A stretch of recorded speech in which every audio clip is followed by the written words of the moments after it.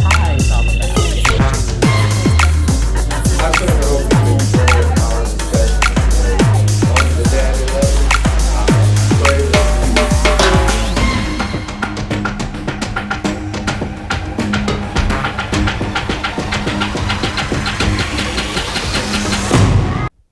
Hi, welcome to the Orange Peel Podcast. This is where we peel back the covers on juicy hidden truths. My name is Camille Lewis. I'm here with several of my sisters today. I'm going to let them introduce themselves, and then we're going to get to today's topic. Hi, I'm Bianca. Hi, I'm Amber. Hi, I'm Allie. So today we're going to continue our discussion on the daddy letters, and we're going to be dissecting daddy letter 13 and 14.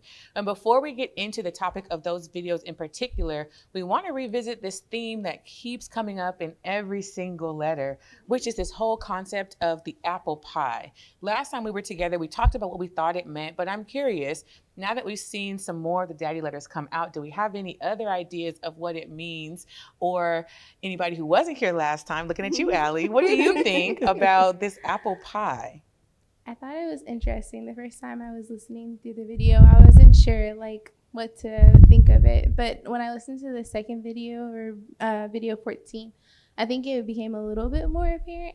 At least to me, I feel like I interpreted it as kind of like God reflecting His grace. I feel like it's kind of like an opportunity to look at the brighter side of things. And so I thought the apple pie was kind of just a nice way to close things out and kind of be able to see God's joy and happiness still in you being His child. Almost. That's how I good. interpret it.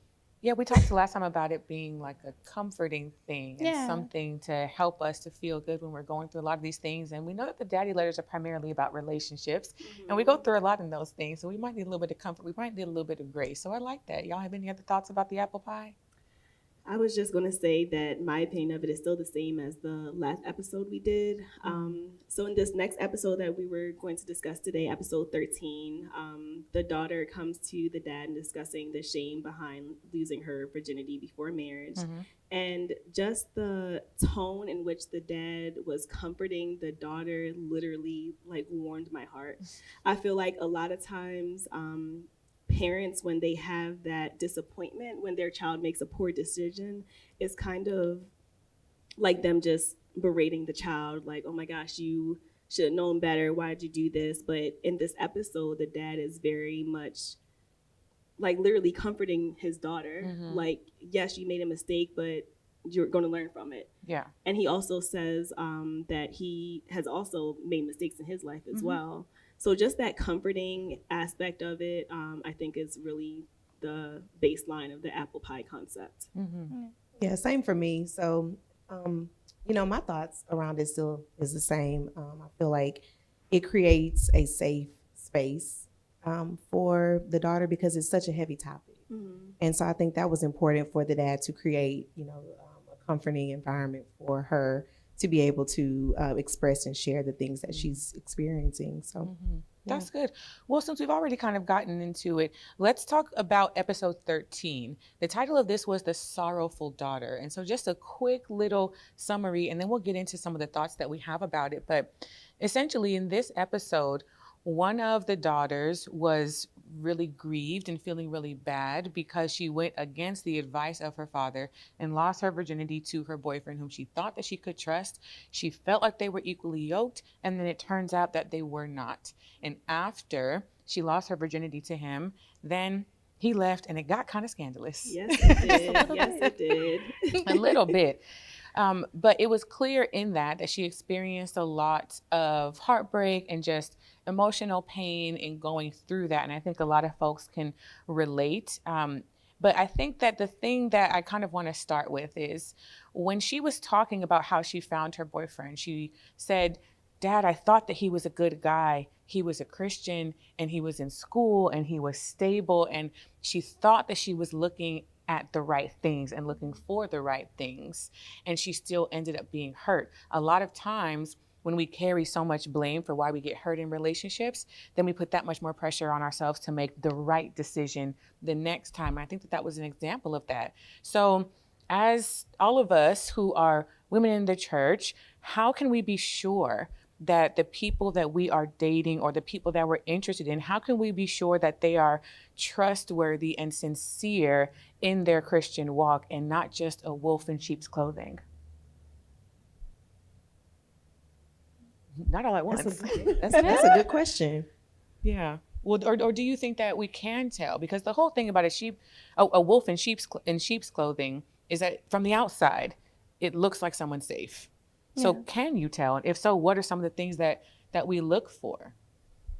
I really don't think you can tell. I really don't. I feel like anybody can portray themselves a certain way, no matter what way they have been raised, no matter what way they have been brought up, no matter the type of people that they are around, they're still going to be who they are at their core.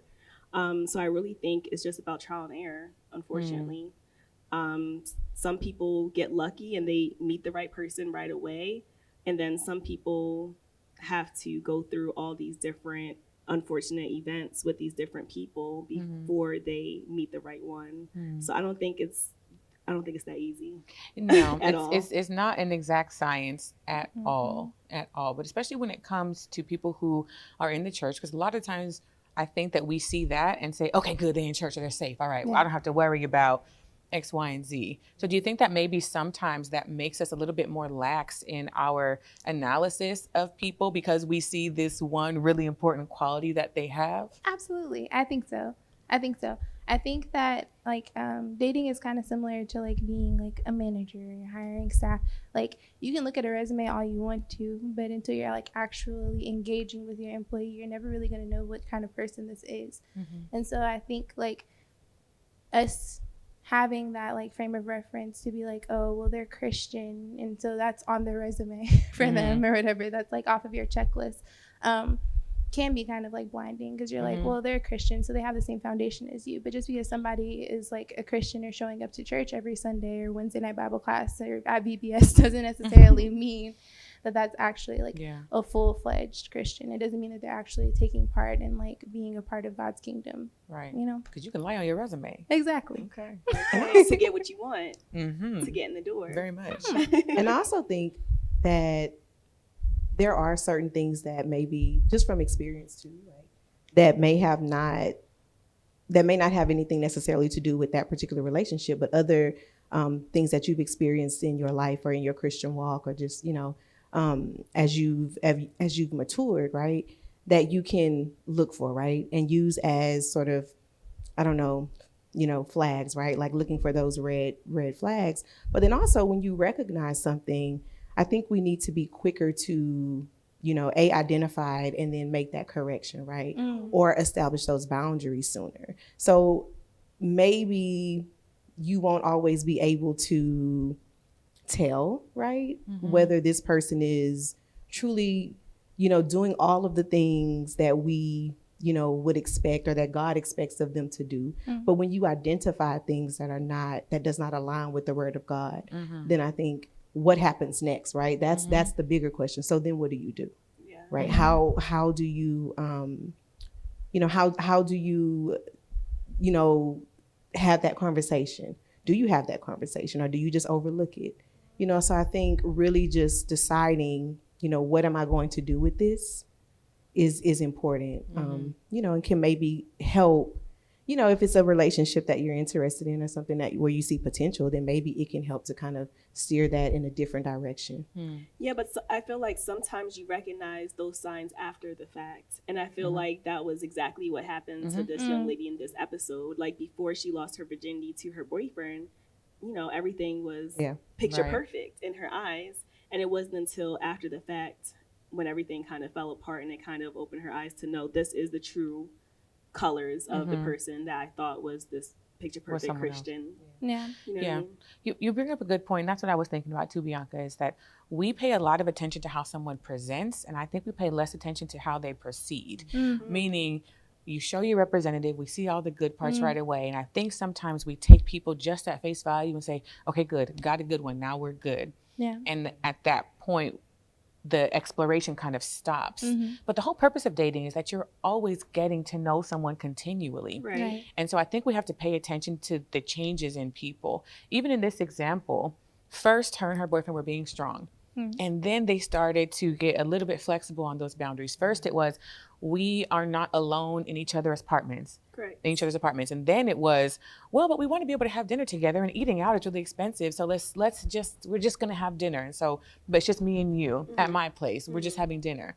So things are starting to change. Yeah. And especially, I think, as women, when we're looking for men who are leaders, if they're the one who is initiating the change and the boundaries kind of getting a little bit Lax. looser, I think that's something that we ought to pay attention to. Not to say that they have to set the stage for the whole relationship, because we need to know what our boundaries are and be strong. But when we're looking for someone who is a leader, and if it is truly someone who is a man after God's own heart, then that's going to show up in how he continues to interact with you and how things continue. So when those things start to change, and then it was, well, we know we're going to get married already. So why do we have to wait? We're practically married already. Yeah. And so Right. those things start to change. So is that still the same kind of thing that you saw initially that made you feel comfortable and safe with this person? So I think that's the balance that we have to have. Can I trust who you are today? And then tomorrow asking yourself again, can I trust who you are today? So I think that sometimes we let go of that like evaluation in the dating. And I think we really want to get to the part where we're like not dating anymore. And we really want to get to the part where we're like locked in and where we're just married. And maybe sometimes we skip over some of those early steps. What do y'all think?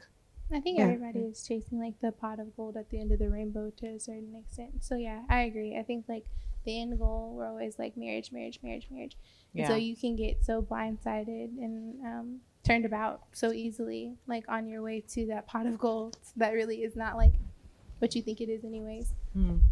So yeah, I think that's, yeah, I agree. Yeah. Now, what do you guys think about how the father handled the situation? And I even hesitate to call it a situation. I think that there's a certain connotation to this conversation that maybe we might want to pause and think about a little bit.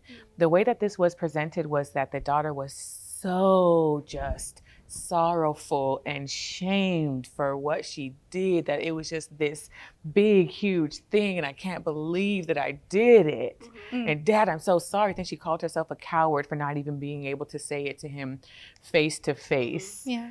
And then the father kind of responds to that. So I do want to know what we think about how the father responded, but I think I'm also curious, what do we think about the way that the daughter even felt about the mistake that she made? I think the way the daughter felt about the mistake she made probably is based off of the amount of pressure the church and her parents probably put on her to begin with, as far as saving yourself for marriage. So now that she's made this mistake, it's almost like, well, there's nothing else. There's nothing else I have to offer. There's how can I recover from this? And in the episode, the dad goes back and says, I think he talks about like the diamonds or some other aspects of her, the other qualities Yeah. that she has. And I thought that was very important for him to kind of reinforce into her that yes, you know, you did lose something that was special to this person, but you still have a lot to offer. You're still a good Christian woman, even though you had premarital sex. And I think also he brought humanism to the situation, right? That sometimes lacks in, you know, difficult times like that. And I could appreciate that. And he shared with her how she could grow from that pain and from that hurt. And so gave her a different perspective in that moment, you know, to consider. And so I thought that was really comforting, you know, for her, because she seemed as though she really had godly sorrow. You know, she was just, you know, She was sobbing. yeah, self-inflicted spiritual despair. Yeah. You know what I mean? But so I like that he made her feel, you know, he held her accountable. So he didn't dismiss, you know, the behavior. Yet he also, you know, brought that sort of humanism and just that, you know, that compassion to the situation. Yeah, and I think he also mentioned something. I think he said, "Let the hurt hurt," Yeah. almost like it's going to hurt. Like Yeah. take this time to get all your tears out, do all that you have to, but it's going to get better. There's still light at the end of the tunnel. There's still life is going to go on, Yeah. and you can still be a good wife to the right person, even Right. though you already lost your virginity. I think that we place I think that the church places like a really heavy importance on like virginity in the woman. And I know growing up I felt like such a heavy burden. Like I would see my friends losing their virginity, and I just remember thinking like, oh God, like her poor soul.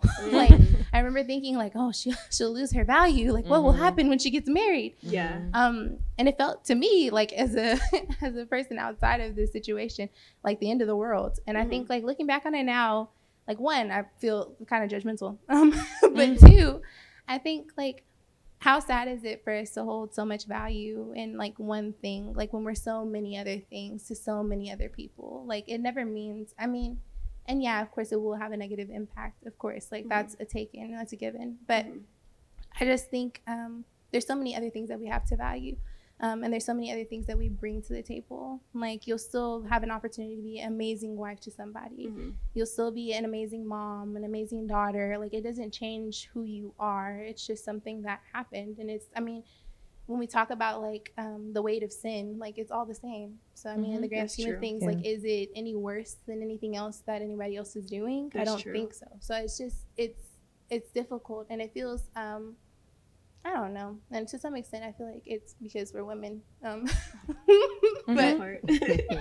that's my opinion. Yeah. Glad Because somebody else said. I was like, it's just my opinion. Because I don't feel like we have the same, and I don't have to say I don't feel like, I know. I know for a fact. Like growing up, we did not have those same conversations with the boys. Like everybody else was doing anything that they wanted to do.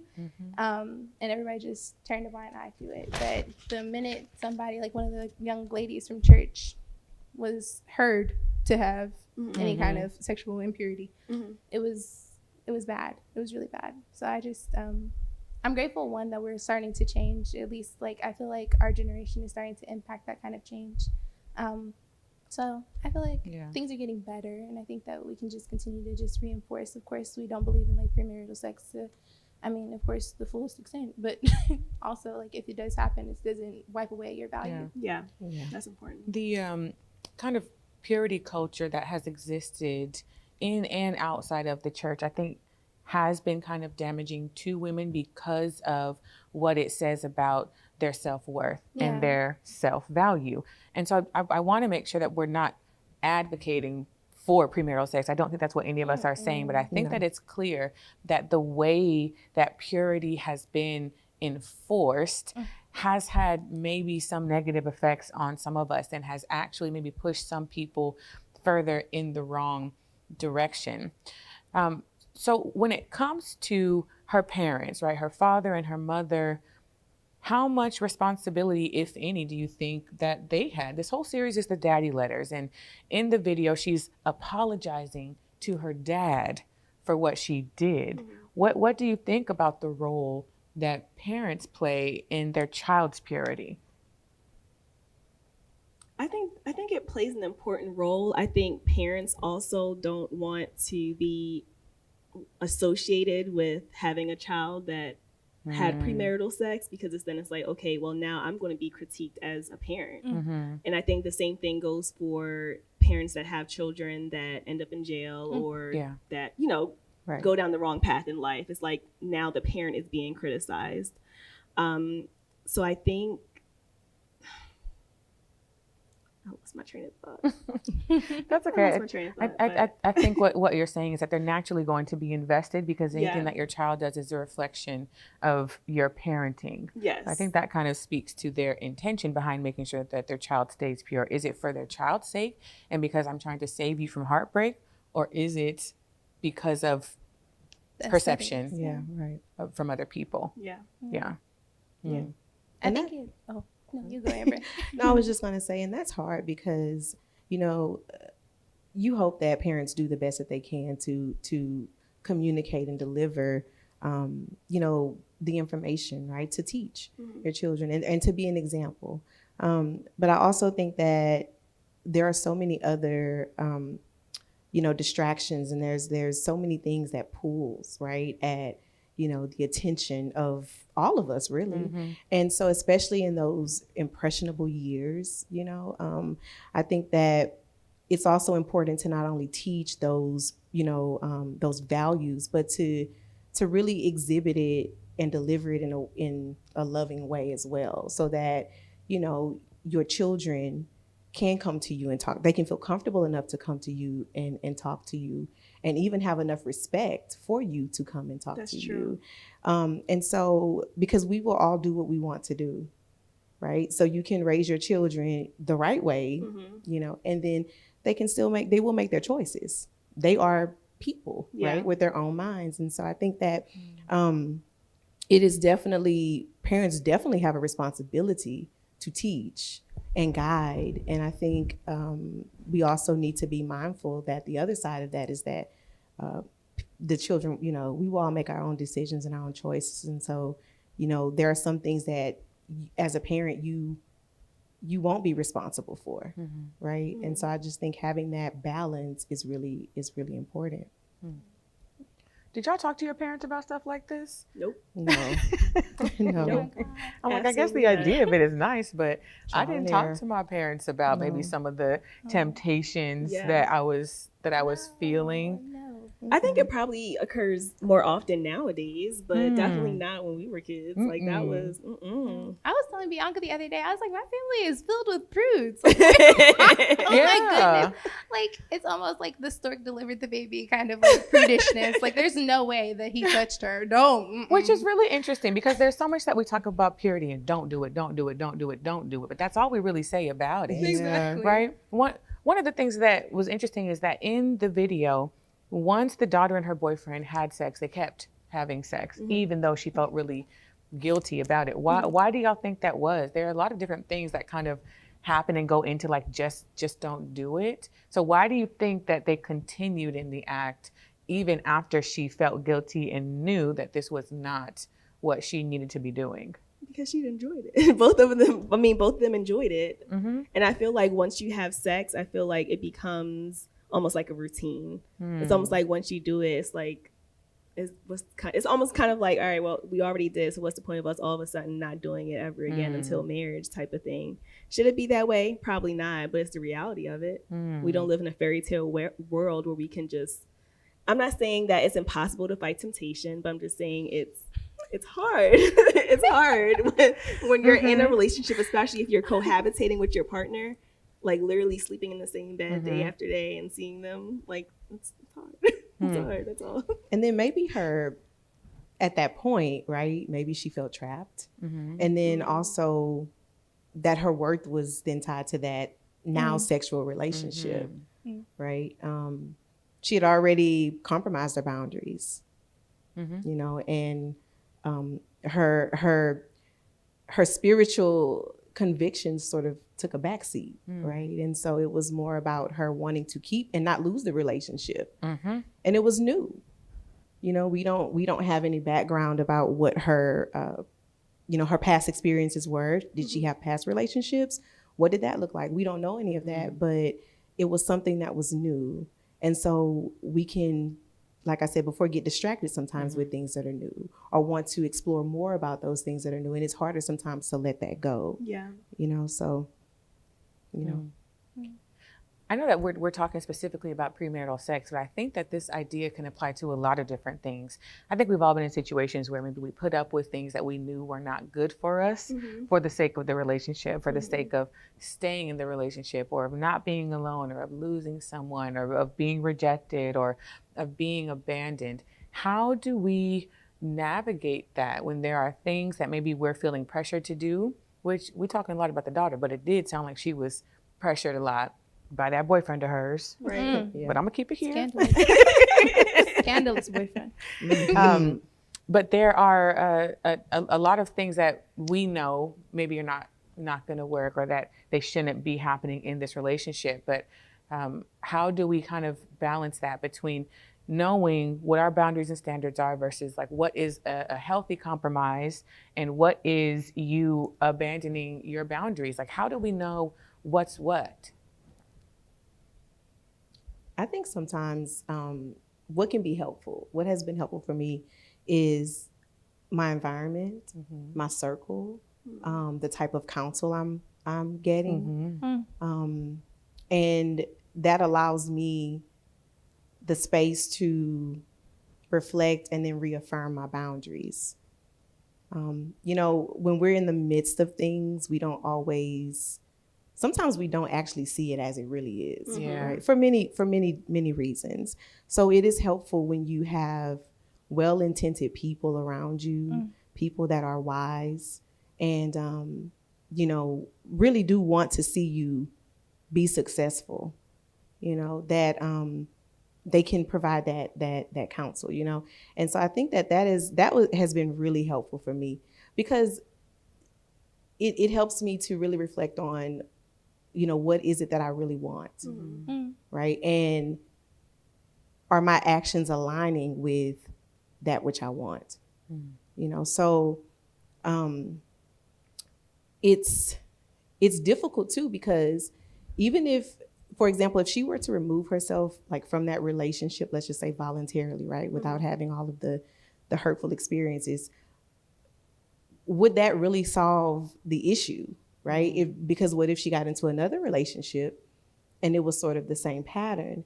Because I think to me, it seemed like the self-control, right? Like that self-control was the underlying issue because it's easy to refrain from doing things when it's not even in your presence. Yeah. But when it is in your presence Right. and The it is something temptation. that's difficult, the temptation, how do you fight? Can you fight it? How do you Right. fight it? Right. So I think sometimes having people around you, you know, that can see that, it is very helpful for you to also look at yourself and just kind of say, wait a minute, you know, what am I doing? Right. And then just kind of reaffirm your boundaries and those things that are important to you, your values. Yeah. And sometimes when you're in these situations, you kind of have tunnel vision. All you can see is you, the other person that's involved, and you're just in your thoughts in your head. Yeah. Sometimes you need that, almost like that confidant, whether it's a best friend, a parent, an elder, like whoever it is, just somebody else to kind of bounce your ideas and bounce your emotions off of, to kind of guide you into almost like bringing to light something that you may not be visualizing that could be very detrimental to your future. Yeah. We need an It's- outside perspective sometimes. Yes, exactly. Right. That's what it is. Thanks for tuning in to this episode of the Orange Peel Podcast. If you like what you saw, make sure you like, comment, and subscribe for more. I used to see a therapist, and I saw the therapist before I was in kind of like more of a complicated relationship. And so by the time I was starting to go through some more like complexities in the relationship, she like had an understanding of who I was, where I wanted to be. And so for her to be able to hold me accountable was really important in that like time period of my life. If I hadn't had her, I don't know honestly what I would have done. So my therapist was like really important to me during that time period. Shout out to your therapist. Shout out to we my love therapist. therapy. Love you, Sam. Love you, Samantha. And then also, it kind of reminds me of the Johari window. So we were kind of talking about earlier about the fact that we were kind of like unaware of certain things, and so having like our family and our friends around to kind of hold us accountable is really important. And so the Johari window is essentially saying like there's known knowns, there's like unknown knowns. So like people around you notice, and then there's things that just like nobody knows about you, things that will continue to be revealed. And so it's really important, I feel like, to have those kind of like sounding boards around you that'll be able to have your best interest at heart and be able to kind of continue to reveal those things that you don't even know. And so having that humility to be able to accept those things too is really important. Yeah. So yeah. I think this is a good segue into Daddy Letter number 14, which is when we see the joyous daughter. It's really the counterpart to the sorrowful daughter. Now, the joyous daughter is telling her dad how excited and happy she is that she and her husband were able to successfully wait until marriage. And so listening to the two back to back, I think we can't help but kind of compare what was different. So what do you think was different in those two relationships that made one successful in this particular way where the other was not able to be? God was the forefront in their relationship for the joyous daughter, whereas the sorrowful daughter, like it kind of took like the background. Like even though we both had an understanding from the beginning, or everybody had the understanding from the beginning that both of them were Christian and were going to church, it just didn't seem like there was a very like high emphasis or an importance placed on God's presence amongst them in their relationship, as opposed to the joyful daughter that like took her relationship with God very seriously. Anytime that they felt like they were going to fall, they would pray. And so I thought that was really important that they were continuing to utilize that as a means to keep them grounded and anchored. Yeah. Yeah, I was thinking the same thing. Them praying together, I think, was really important. And they did that before they made a decision, right? So perhaps when you compare the boyfriends, maybe this man was someone who in his own life, in his own spiritual walk, did that, right? And so I think that you notice the difference in the selection as well, right, of man, like the choice, right? So he did not pressure this daughter to do certain things, and he said, well, first let's consult God. Whereas in the sorrowful daughter, they dabbled with the idea, right? They toyed a lot with the idea, and they did not step back and say, okay, let us consult God about this, you know? So I think that that was really key. That was something that stuck out to me, is that they prayed together and they seemed to keep God in the forefront, which then enabled them to have a smoother I guess transition into, to their relationship, right? Moving forward. Yeah, and I think in this episode they also mentioned them keeping the Bible in their nightstand, which I thought was pretty funny and pretty clever, because it's like, all right, if you guys get tempted to have sex, instead of like reaching for a condom, you'll just reach for the Bible, and that way you can kind of circle back. No, seriously, I'm so serious. I'm so serious. So instead of you being tempted to grab that and have premarital sex, you're going to pick up the Bible and go to God. So.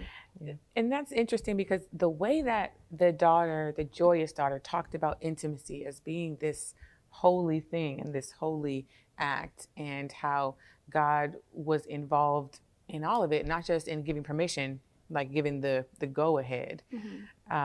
What do y'all think about that approach or that perspective on physical intimacy? I don't know if we always think about it in that terms, because God is a spiritual being, but what role, I guess, do you think God plays in physical intimacy, if any?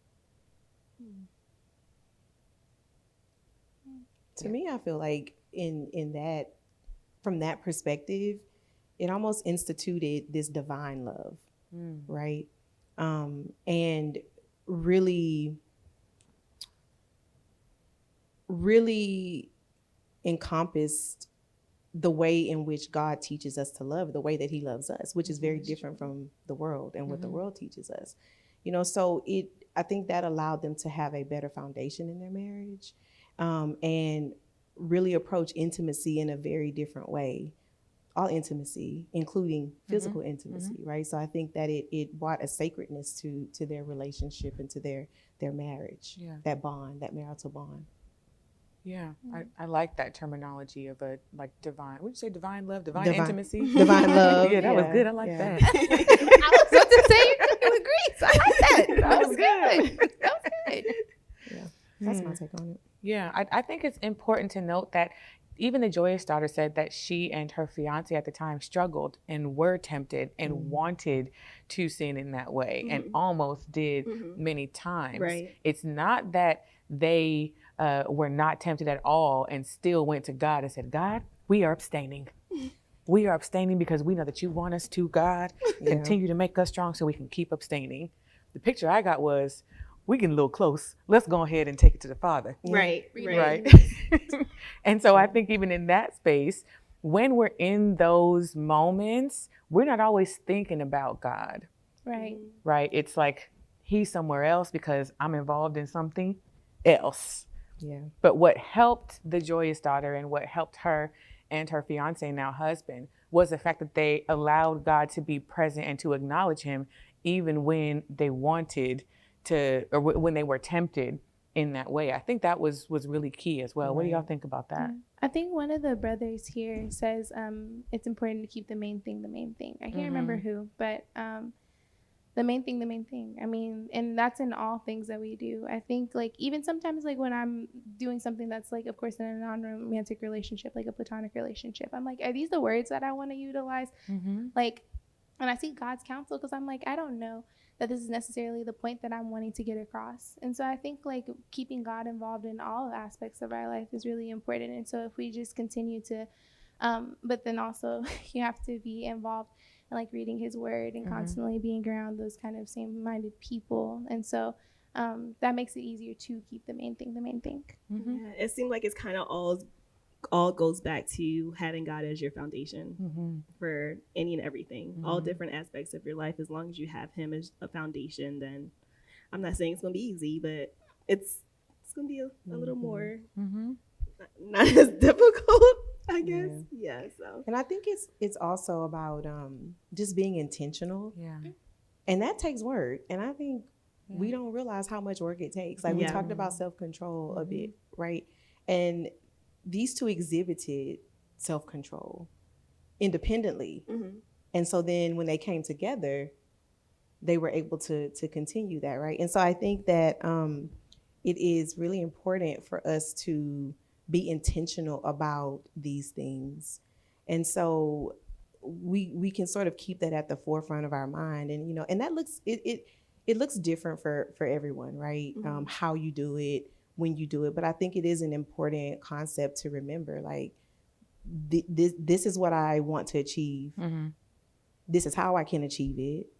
You know, you have the resources, you have the steps, and leaning on those things, right, to be able to meet those, meet those goals, and I mean spiritual goals, And so I think that we have to just be like, we just have to do the work. Like I say, you gotta do the work. We just have to do the work, and we can't make many excuses about it. We like to say, oh, this is a reason, is really an excuse, And so I think we need to just be mindful of that. And when we really desire to do something, we will do it. We'll get it done. So then that is something that like that can bring you back to, or should bring you back to questioning what's in your heart. Right. Right. Right. I think one of the other differences is the man.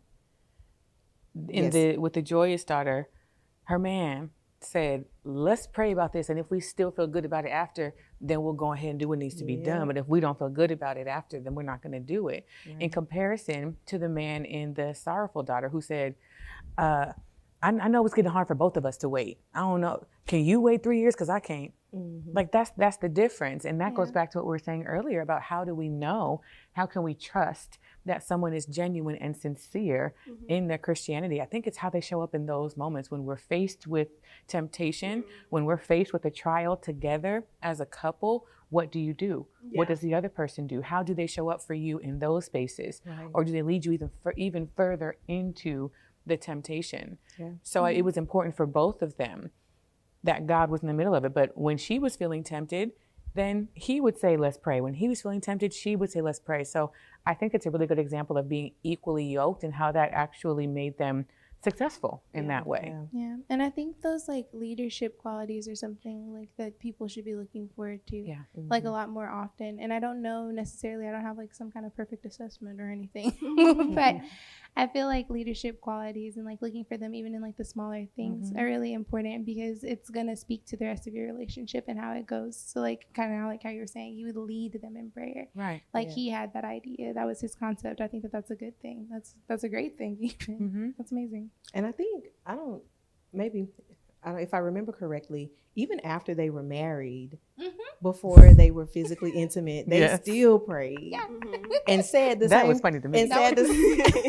And they said the same thing. We'll pray about it. If we feel good about it, we'll do it. If not, we won't. No, they said if people are good about it, let's get it on. Right. That's what was said. That's what was said there. That's what was said after the marriage. So it was but like, afterwards, like even in the honeymoon, they were like.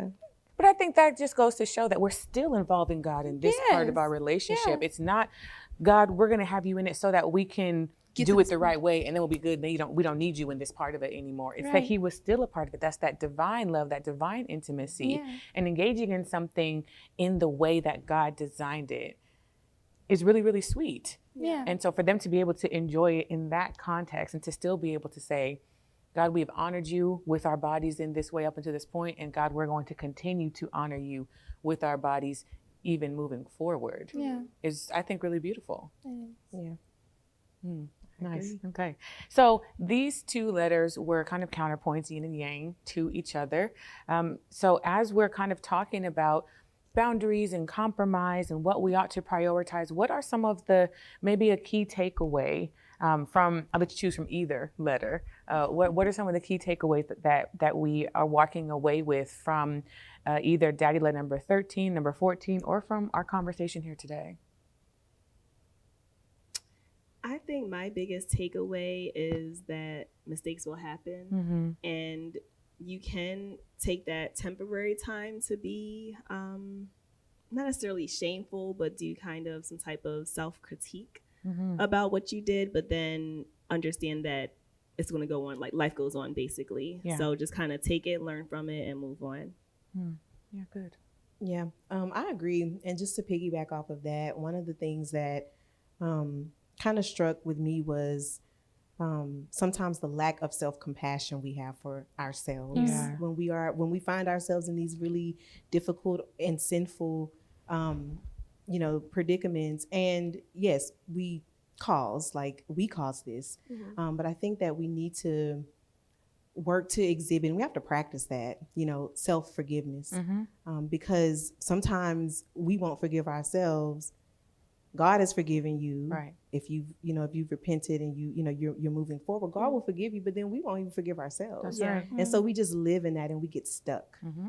And we don't always know how to break out of that. And so I think just really practicing that self-compassion, and then, like you mentioned, reassessing, where you are, reassessing your boundaries, and what is actually important to you, and working on that. And I keep going back to self-control, because I think that just is something that's really important, and it's hard. Yeah. And you have to be active. You can't passively do that, right? You have to be active about Yeah. that. So, yeah. Good. Good. Allie? I think that every time, like, being more intentional and like being able to keep things like centered on God is discussed, I take away like something new. And so Mhm. I think that this conversation was kind of good for me in that, like, again, I think that everybody's kind of chasing the rainbow to the pot of gold. And so you're like, once I get married, then it's fine and it's perfect and it's good. But I think that, like, keeping God the center of that, even like in every aspect. And I don't think like that's something that I had considered before this conversation. So Yeah. I think that was a really like powerful takeaway Yeah. from this. I think my takeaway is very similar to that. It's that we shouldn't only go to God with the request until we get it, the request, the thing that we're asking, but that he should be included even after he's given us the request, that he should still be in the center of everything that he's given us. I think that's my primary takeaway. I think that we use God as a resource sometimes. We use him to get the things that we want. And then once we have the thing, that he's not really in it anymore. So I think my takeaway is, even after God has blessed us with the things that we're asking for, to still involve him in it. He's still a part of it all the way through. Yeah. Yeah, good.